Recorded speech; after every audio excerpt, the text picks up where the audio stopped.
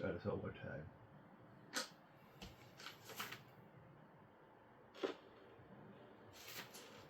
This is the Red Sox clubhouse. What memories are here of the dream and the team who held our hearts through an unforgettable year. Here, the still mementos of the team and the campaign. A telegram, an airline stub, a spot of dried champagne. Truly an unsinkable team.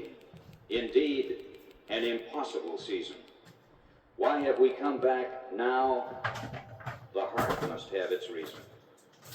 This place holds echoes of that team and the fans who came to cheer them. And as we stand here, listen now. It seems that we can hear them. The pitch is looped towards shortstop. Petroselli's back. He's got it. The Red Sox win. There's pandemonium on the field. Ken Coleman speaking to you from the happiest place in America today, the Red Sox dressing room at Fenway Park, where everyone has just finished listening to the ball game and the ball players outside are really excited and very happy, as you can well imagine, as the Boston Red Sox have won the 1967 American League pennant.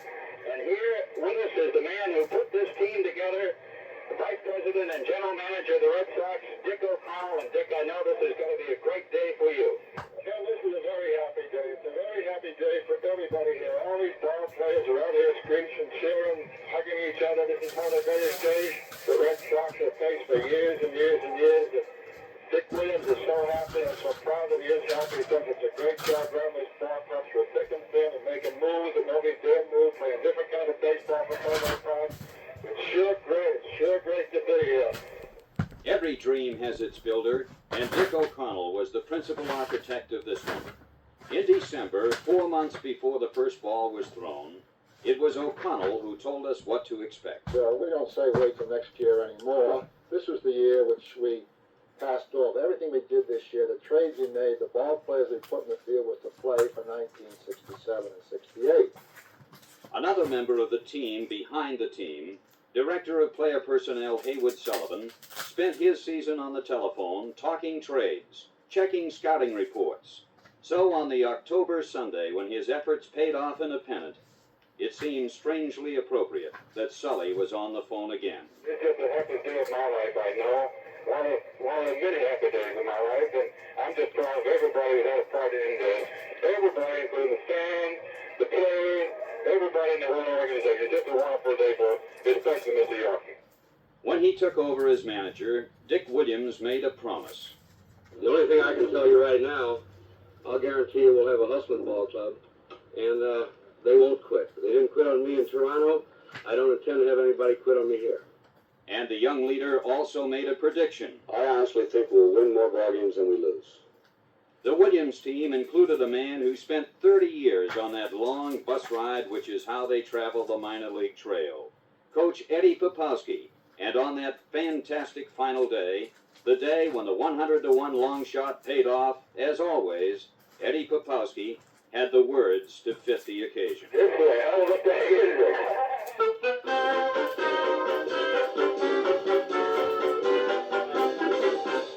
Pop coached at third.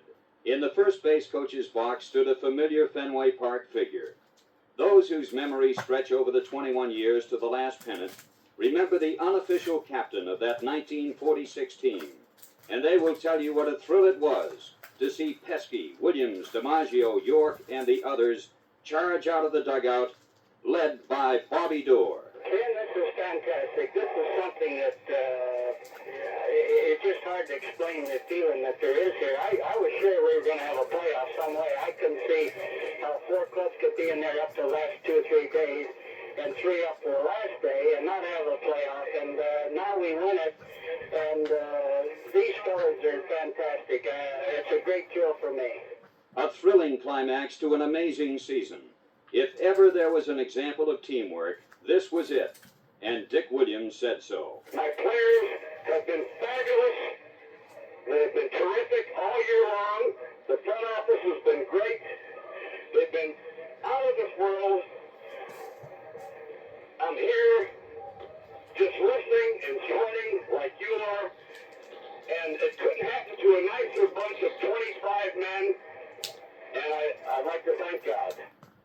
yes, cheers and congratulations, for if you want the truth, some of the most rabid fans of all sit in the broadcast booth. It is, if I may add, a personal note. As a broadcaster who's been in this thing for 20 years and has been fortunate enough to have been around some great championship teams, the greatest thrill of my life. And from Fenway Park, this is Ken Coleman returning you to our studios. When you come to call the honor roll, you ponder where to start. Each man made his contribution, each man played his part. The man who served as leader in the field and at the plate, with his glove and hustle, with his bat and muscle, was the fabulous number 8.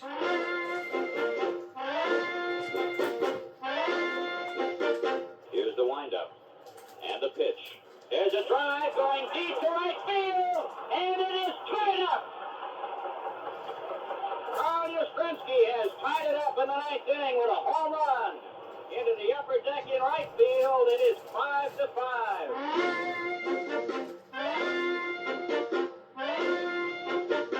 The pitch to Smith. High pop fly back into shallow center field. Coming in is Stroud, and making the catch is the second baseman. Here comes Yaz to the plate. He's safe.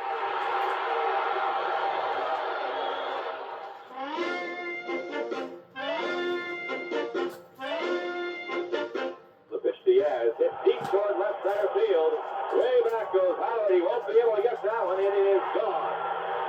Home run number 37 for Carl Yastrzemski. Driving in runs number 98, 99, and 100 on the year. And here he comes, number 8. He was asked if he wanted to take a rest tonight. He said no.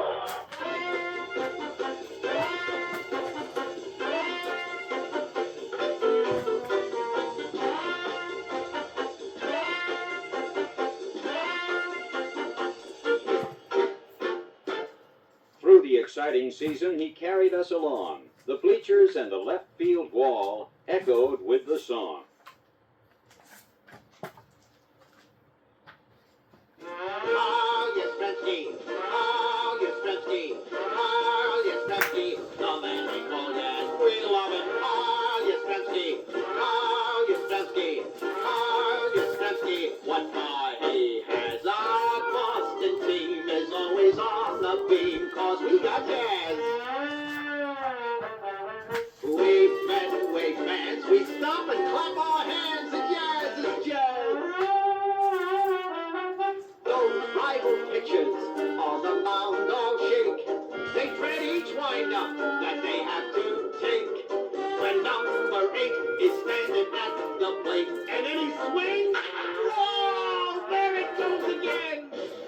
Wow, there it goes again. Wow, there it goes again. A rival batter hits one off the wall, and there's Yastrzemski going for the ball.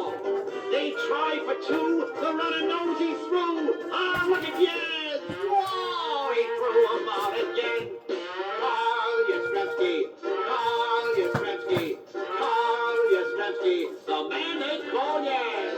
Carl Yastrzemski, Carl Yastrzemski, he's the idol of Boston, Mass. On Beacon Hill, he gets a quiet uphill. In Southie, too, there's lots of whoop-de-doo. In the North End, they call Carl friends, and they hope the season will never end. From Wellesley Way, they come to watch him play, and on Cape Cod, they take a holiday from all about. They come to shout, yell for Yaz to hit one out. The state of Maine is going quite insane, and in Vermont, it's only Yaz they want from every state.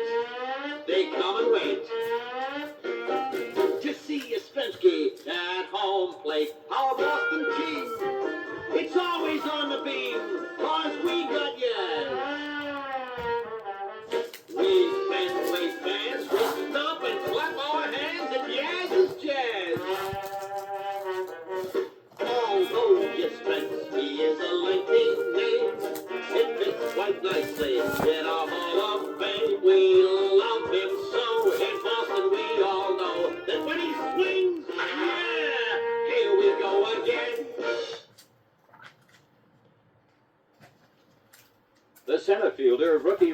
Smith started the season at second base. But when the injured Mike Andrews returned to the lineup, Reggie returned to center field.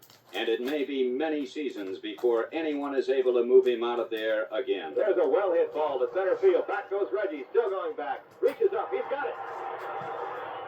Reggie digging in.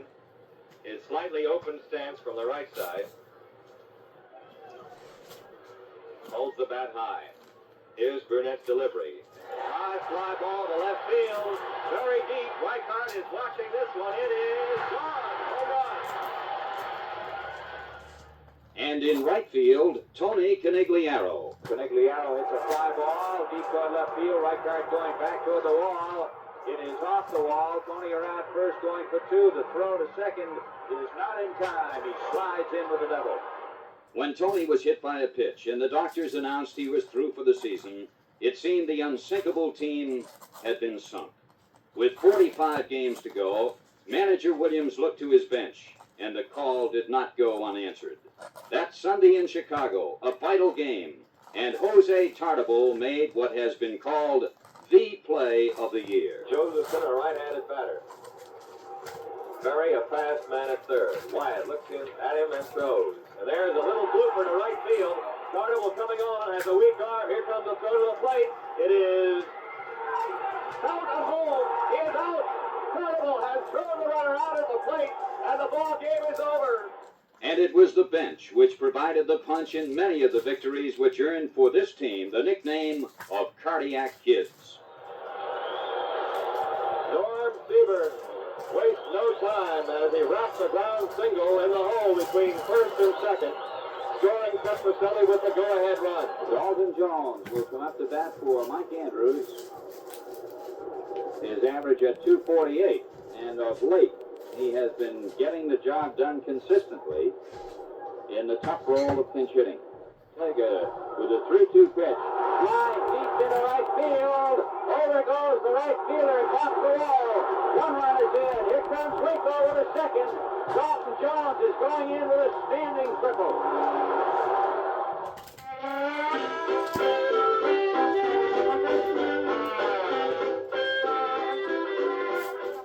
The veterans and the youngsters, like the infield's peerless pair, the kid and the quiet man, Andrews and Adair. Mike Andrews. Ready and the pitch. Bunted towards third. Here comes Smith. Held fields the ball. No play. And scores tie. The pitch to Mike. Fly ball to left field deep, and this one is gone for a home run. A ground ball to second. Charged by Andrews. Tags the runner. Throws to first. Double play. And Jerry Adair, a 10-year veteran who joined the team in June. The trade which brought him from Chicago serves as another example of how the front office team backed up the team on the field. Bell looks back towards second. Throws. Fastball hit on the ground past the mound. Backhanded by Adair. Throws to first. He's got him on a good play. And Jerry is being led off. Spiked on the play. And getting a big hand as he comes toward the dugout. The quiet man from Oklahoma will be replaced by Mike Andrews. And Andrews comes out and takes his glasses as Jerry Adair leaves the game. Jerry Adair is here with us now, and we've referred to him often as Mr. Clutch during the course of the season. And Jerry, congratulations on another great job today. Thank you very much, Ken. This is undoubtedly the happiest day of my life. Later in the season, another veteran was added to the roster in a deal with the Yankees. Elston Howard joined the team. He already had played a role in the Red Sox story. Crowd roars at Yankee Stadium. 3 runs on 8 hits for Boston, no runs on no hits for New York. And the man now is Elston Howard. Line drive into right field for a base hit. Howard changed uniforms and changed roles. The man who had broken our hearts in April lifted them in September. So here we are. The bases are loaded. There is one out. We're in the last of the 9th inning, and Elston Howard is up. Left-hander into his windup. The pitch to Elston. Fly ball into left center field. Base hit. Red Sox win it. The other catchers, Mike Ryan from Haverhill, Russ Gibson from Fall River, did their part. For Gibson, It was the end of a decade of drudgery, 10 years in the minor leagues. And then there was the kid at shortstop, Rico Petrocelli. Curveball, line toward left field. Maybe trouble, bounces or run off toward the wall. Fresh has it. Fires toward second. Here comes Rico. Slides in. He's got a double. And when it came to that final out of that final game, Rico was there, waiting. The pitch is looped toward shortstop. Petrocelli's back. He's got it. The Red Sox win. And it's pandemonium on the field. As a rookie, he was a slugger. This year, he became a hitter.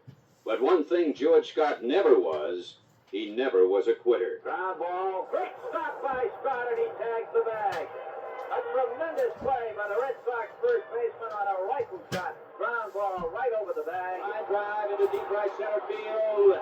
And this one is hitting off the wall. Canigliaro around third base and in to score. Scott going for a triple. Cannot go. Is not in time. And Joe Foy, he started a sparkling triple play. He hit a grand slam home run. And Joe Foy was the first to admit being there was twice the fun. Thank you, it's great, and we won the thing. How about that? When the pitching faltered, more often than not, the pressure-packed task of saving the game fell to one of two men. We're going to get some action now out in the bullpen as John Wyatt and Sparky Lyle start warming up. Yes, Wyatt and Lyle, another combination of the veteran and the rookie. And Gary Bell, who came from Cleveland to help, and Lee Stang, and Darrell Brandon, and Dan Osinski, and Bill Landis, and Bill Rohr, and Dave Moorhead, and Jerry Stevenson, and Gary Wazlewski, who made the trip from 8 years in the minors all the way to a World Series start. And this man. The set by Santiago. Here it comes. And a strike three. The ball game is over. Jose Santiago strikes out Rich Reese and saves it for Johnny Wyatt, and the Red Sox come from behind to win the first game of this twilighter. On those long winter nights when the New England wind blows exceedingly cold, old-timers sit and spin the tales of the Red Sox teams of old. Some will talk of Smokey Joe Wood or of Hewson's fastball serves.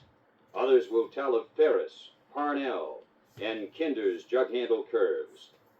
They'll mix fiction with truth as they talk about Ruth and how Grove made him hit on the ground.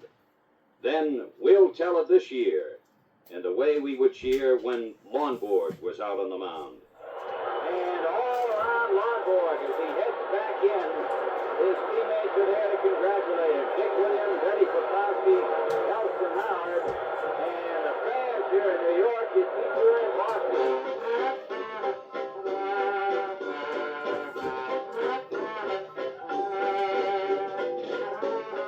On to the World Series. Lonborg wins games 2 and 5. He dazzles the Cardinals' batters. His fastball is alive. The Cardinals of St. Louis, with their Gibsons, Floods, and Brocks, are held to a 6-game standoff by the scrappy, hustling Sox. And then the wary Lonborg tries to answer his team's call. He gave it his best, but with 2 days' rest, he never stood so tall. And though Sox followers saddened as each Cardinal tally crossed, one sports writer called it the series nobody lost. The fans, they came in record numbers to fill the Fenway stands and screamed with record volume to make known their demands.